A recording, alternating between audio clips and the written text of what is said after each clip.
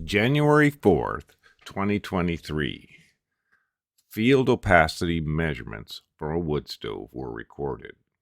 This is the first time I've seen this. This is the data, and this is what it looks like.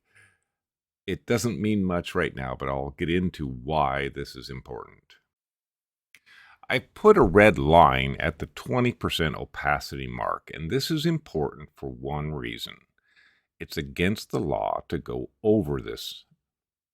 Washington State Authoritative Code 173433110 is an opacity standard. Statewide, a person must not cause or allow emissions of a smoke plume from any solid fuel burning device to exceed an average of 20% opacity over 6 consecutive minutes in any 1 hour period. B, a local air authority must not adopt or enforce an opacity level for solid fuel burning devices that is more stringent than the statewide standard. So they can't come up with a more strict standard. It also describes the methodology by which the state must measure the opacity of emissions from a source. Enforcement. Smoke visible from a chimney, flue, or exhaust duct in excess of the opacity standard constitutes prima facie evidence of an unlawful operation of an applicable solid fuel burning device. This presumption may be refuted by demonstration that the smoke was not caused by an applicable solid fuel burning device. The provision of this requirement shall be A, enforceable on a complaint basis, B, not applied during the startup of a new fire for a period not to exceed 20 minutes in any 4-hour period. Education.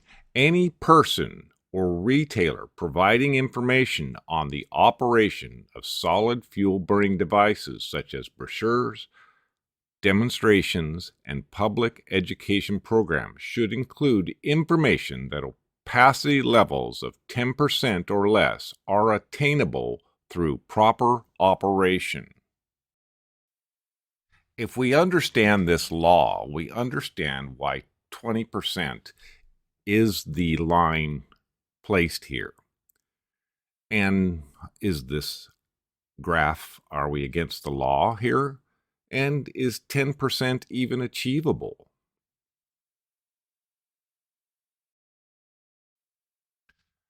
This is a rendering of an opacity measurement device for a wood stove chimney. It is a relatively simple device, but there aren't any available yet for the consumer to buy. It consists of a light source on the right, a lens, a port, a light beam, your emissions, another port for the sensing end, and a light sensor. And these are the components of an opacity monitoring system. This is an opacity monitoring device. It is a prototype. It is not pretty, however, it does work. This is another angle on this prototype with the light source on the left and the light sensor on the right. The data is being beamed up to my computer, and we could see it here. And I don't know of any device other than this one that will do this.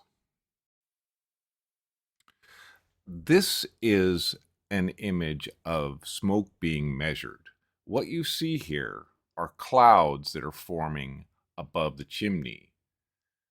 To measure opacity, it should be in the high temperature gases where moisture is steam. That way you're getting an accurate reading of the opacity before it leaves a chimney and becomes clouds. This is the point of confusion for all smoke measurement. These are the two charts, the opacity on the top and the temperatures of this wood stove on the lower chart. You can see that once we get up to around 300 degrees Fahrenheit on the shell, the opacity drops below 20%. Now let's take a look at this event just before 60 minutes when I put a piece of wood on. You can see that it goes up to around 80%. Well, it only did so for about 2 minutes. So this is technically legal. It didn't go 6 minutes. It didn't go over 6 minutes. So in this system that I'm developing, the computer would keep track of all this.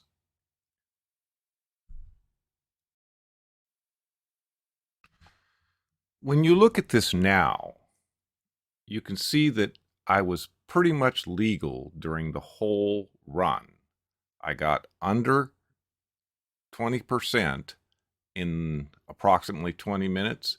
I had one excursion above 20% for 2 minutes, but the rest of the chart is essentially under 20%. When you look at the plume coming off my horizontal chimney, is that a legal emission? It looks like it's more than 20%. However, the instruments are saying it's lower than 20%. What are your thoughts? Comment below. Smokeless Chimney, www.smokelesschimney.com, Facebook, Reddit, and YouTube.